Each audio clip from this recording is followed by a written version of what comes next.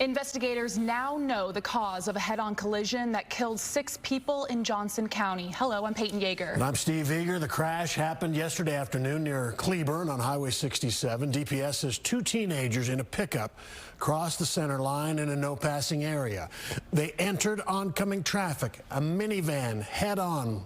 6 people in the van were killed. Tonight, we're learning more about the victims of that crash. Fox 4's David Santendry talked with investigators and friends of the victims. David. Yeah, one of the victims was a 28-year-old man who lived in Irving. He worked as a business analyst. He just moved to the United States a few years ago from India. He came here with high hopes and big dreams.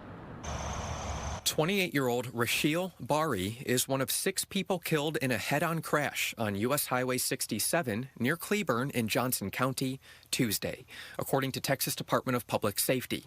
Best friend? Best brother. Yeah.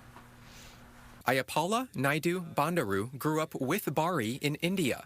The two moved to the United States to earn master's degrees. He's a very good motivator. Bari was driving 6 family members visiting from Georgia in a 2021 Honda Odyssey. The van was hit head-on by a 2014 Chevrolet Silverado, driving in the opposite direction. The Silverado entered the family's lane in a no-passing zone, according to Texas DPS. This was a no-passing zone. Will charges be coming because of this crash? It's too early to say right now. We don't know what caused the vehicle to cross into the northbound lane. 2 17-year-olds in the Silverado have critical injuries. Investigators have been unable to interview them because of their injuries. The teens, identified as Luke Resecker, the driver, and Preston Glass, the passenger, are from Glen Rose, Texas, in Somervell County.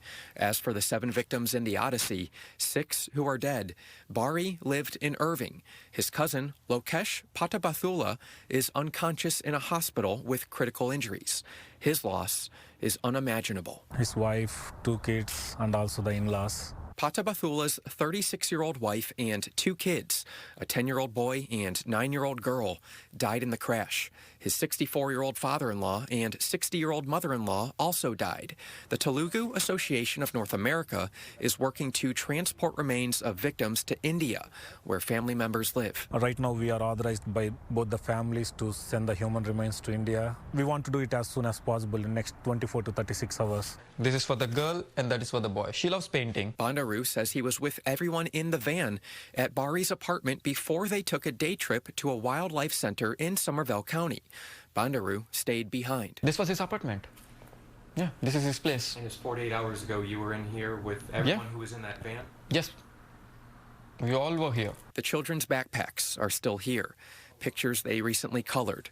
They had a group dinner. Even I am in a concept that he went to some other place, he'll be back soon. Bandaru says Bari's mother in India, quite literally, cannot believe it. She's telling us that don't worry, he's safe. We know that he's no more, but she's not accepting it. The speed limit in the area of the crash is 70 miles per hour. The investigation is still ongoing. A preliminary investigative report is expected to be released within the next 10 days.